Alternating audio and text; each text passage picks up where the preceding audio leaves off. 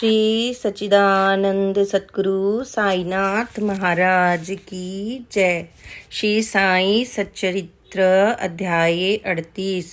बाबा की हांडी। नाना साहेब द्वारा देव मूर्ति की उपेक्षा, नैवेद्य वितरण, छाछ का प्रसाद। गत अध्याय में चावड़ी के समारोह का वर्णन किया गया है। अब इस अध्याय में बाबा की हांडी तथा अन्य कुछ विषयों का वर्णन होगा। प्रस्तावना।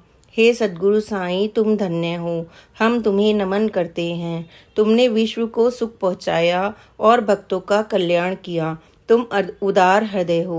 जो भक्तगण तुम्हारे अभय चरण कमलों में अपने को समर्पित कर देते हैं, तुम उनकी सदैव रक्षा एवं उद्धार किया करते हो। भक्तों के कल्याण और परित्राण के निमित्त भी तुम अवतार लेते हो। ब्रह्म के साँचे में शुद्ध आत्मा स्वरूपी द्रव्य ढाला गया और उसमें से ढलकर जो मूर्ति निकली वही संतों के संत श्री साईं बाबा हैं। साईं बाबा स्वयं ही आत्माराम और चिर आनंद धाम हैं। इस जीवन के समस्त कार्यों को नश्वर जानकर उन्होंने भक्तों को निष्काम और मुक्त किया। बाबा की हंडी। मानव धर्म शास्त्र में भिन्न भिन्न युगों के लिए भिन्न भिन्न साधनाओं का उल्लेख किया गया है। सतयुग में तप, त्रेता में ज्ञान और द्वापर में यज्ञ और कलयुग में दान का विशेष महात्मा है। सर्व प्रकार के दानों में अन्न दान श्रेष्ठ है। जब माध्याह्न के समय हमें भोजन प्राप्त नहीं होता, तब हम विचलित हो जाते हैं। ऐसी ही स्थिति अन्य प्राणियों की अनुभव कर जो किसी भिक्षुक या भूखे को भोजन देता है, वही श्रेष्ठ दानी है। तैत्तरीय उपनिषद में लिखा है कि अन्न ही ब्रह्म है और उसी से सब प्राणियों की उत्पत्ति होती है तथा उससे ही वे जीवित रहते हैं और मृत्यु के उपरांत उसी में लय भी हो जाते हैं। जब कोई अतिथि दोपहर के समय अपने घर आता है, तो हमारा कर्तव्य हो जाता है कि हम उसका अभिनंदन कर उसे भोजन कराएं। अन्नदान जैसे धन, भूमि और वस्त्र इत्यादि देने में तो पात्रता का विचार करना पड़ता है, परंतु अन्न के लिए विशेष सोच विचार की आवश्यकता नहीं है। दोपहर के समय कोई भी अपने द्वार पर आए, उसे शीघ्र भोजन कराना हमारा परम कर्तव्य है। प्रथमतः लूले, लंगड़े, अंधे या रुग्ण भिखारियों को, फिर उन्हें जो हाथ पैर से स्वस्थ हैं, और उन सभी के बाद में अपने संबंधियों को भोजन कराना चाहिए। अन्य सभी की उपेक्षा पंगुओं को भोजन कराने का महत्व अधिक है। अन्नदान के बिना अन्य सब प्रकार के दान वैसे ही अपूर्ण हैं, जैसे कि चंद्रमा बिना तारे, पदक बिना हार, कलश बिना मंदिर, कमल रहित तालाब, भक्ति रहित भजन, सिंदूर रहित सुहागिन, मधुर स्वर विहीन गायन, नमक बिना पकवान। जिस प्रकार अन्य भोज्य पदार्थों में दाल उत्तम समझी जाती है, उसी प्रकार समस्त दानों में अन्नदान श्रेष्ठ है। अब देखें कि बाबा किस प्रकार भोजन तैयार कराकर उसका वितरण किया करते थे। हम पहले ही उल्लेख कर चुके हैं कि बाबा अल्पाहारी थे और वे थोड़ा बहुत जो कुछ भी खाते थे, वह उन्हें केवल 2 ग्रहों से ही भिक्षा में उपलब्ध हो जाया करता था।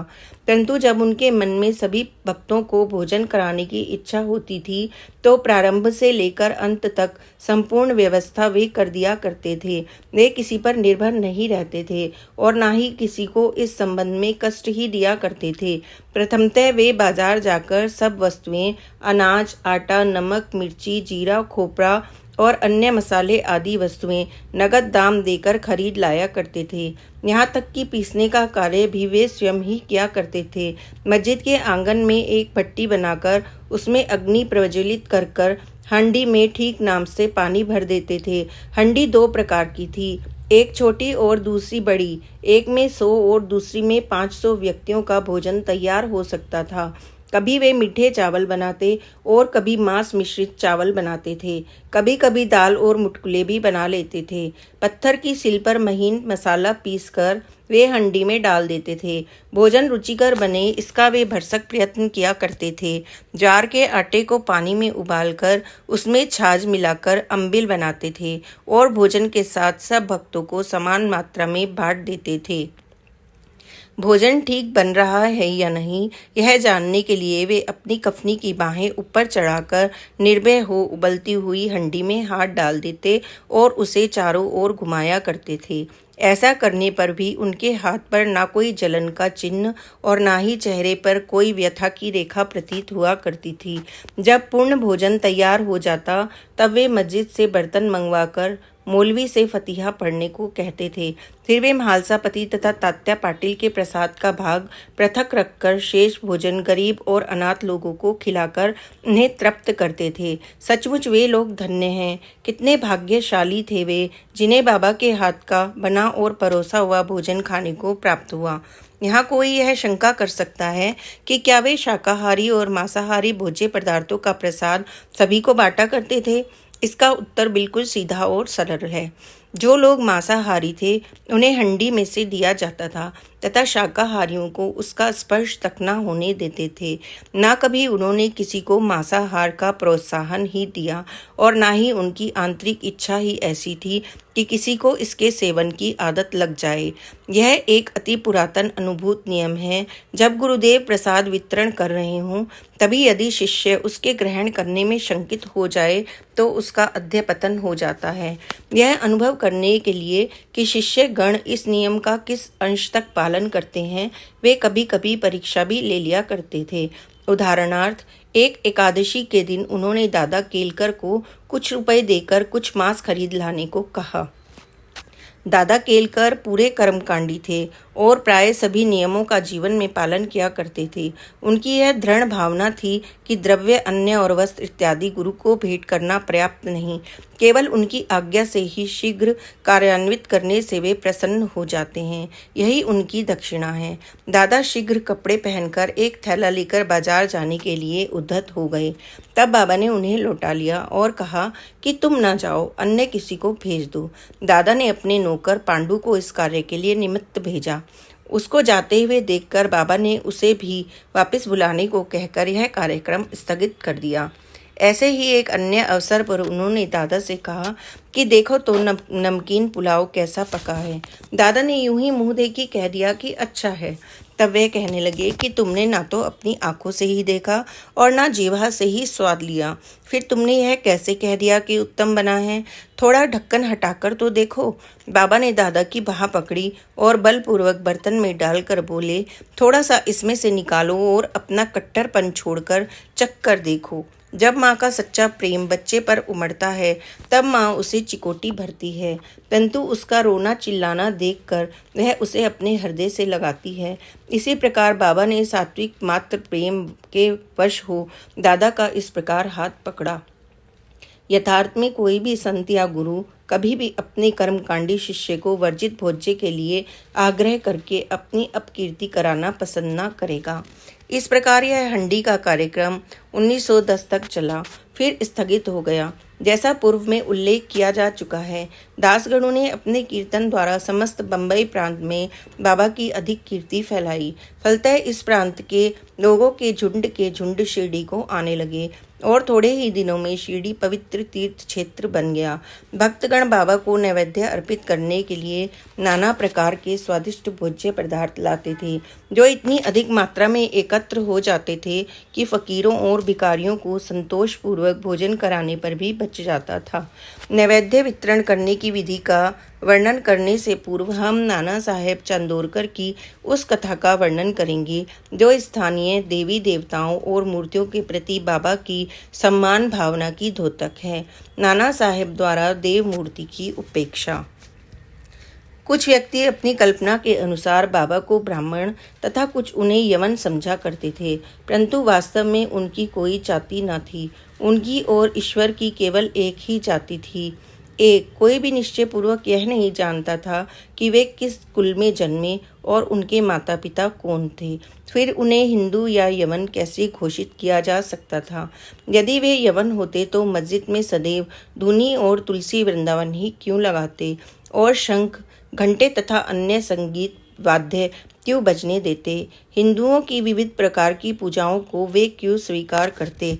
यदि सचमुच में वे यवन होते तो उनके कान क्यों छिदे होते तथा वे हिंदू मंदिरों का स्वयं जीर्णोद्धार क्यों करवाते? उन्होंने हिंदुओं की मूर्ति तथा देवी देवताओं की जरा सी भी उपेक्षा कभी भी सहन नहीं की।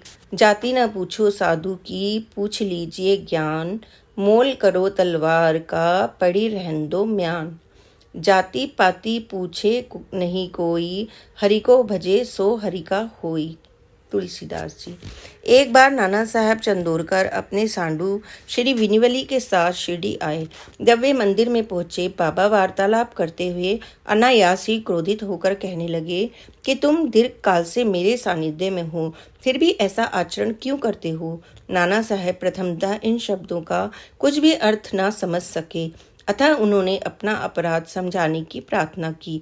प्रत्युत्तर में उन्होंने कहा, तुम कब कोपरगांव आए और फिर वहां से कैसे शिरडी आ पहुंचे। तब नाना साहब को अपनी भूल तुरंत ही ज्ञात हो गई। उनका यह नियम था कि शिरडी आने से पूर्व वे कोपरगांव में गोदावरी के तट पर स्थित श्री दत्त का पूजन किया करते थे, परंतु रिश्तेदार के दत्त उपासक होने पर भी इस बार विलंब होने के भय से उन्होंने उनको भी दत्त मंदिर में जाने से हतोत्साहित किया और वे दोनों सीधे शिरडी चले आए थे।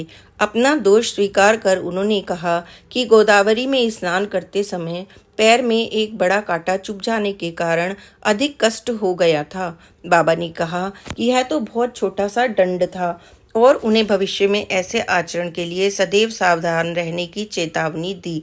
नैवेद्य वितरण। अब हम नैवेद्य वितरण का वर्णन करेंगे।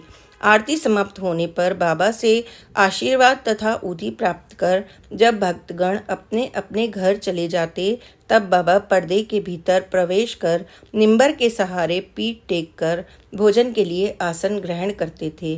भक्तों की 2 पंक्तियां उनके समीप ही बैठा करती थी। भक्तगण नाना प्रकार के नैवेद्य, पूरी, मांडे, पेड़ा, बर्फी, बासुंदी, उपमा, अम्बे मोहर इत्यादि थाली में सजा सजा कर लाते और जब तक वे नैवेद्य स्वीकार न कर लेते, तब तक भक्तगण बाहर ही प्रतीक्षा किया करते थे। समस्त नैवेद्य एकत्रित कर दिया जाता था, तब वे स्वयं ही भगवान को नैवेद्य अर्पण कर स्वयं ग्रहण करते थे। उसमें से कुछ भाग बाहर प्रतीक्षा करने वालों को देकर शेष भीतर बैठे हुए भक्त पा लिया करते थे। जब बाबा उनके मध्य में आ विराजते, तब दोनों पंक्तियों में बैठे हुए भक्त तृप्त होकर भोजन किया करते थे। बाबा प्राय श्यामा और निमोणकर से भक्तों को अच्छी तरह भोजन कराने और प्रत्येक की आवश्यकता का सावधानी पूर्वक ध्यान रखने को कहते थे। वे दोनों भी इस कार्य को बड़ी लगन और हर्ष से किया करते थे।